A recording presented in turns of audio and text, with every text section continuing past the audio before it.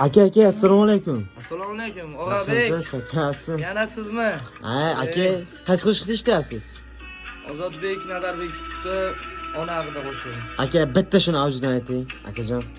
Tamom, o'rgan Og'abek. Aka, Men savobni izlamadim uzoqdan. aydat. Men tavofni izlamadim uzoqdan.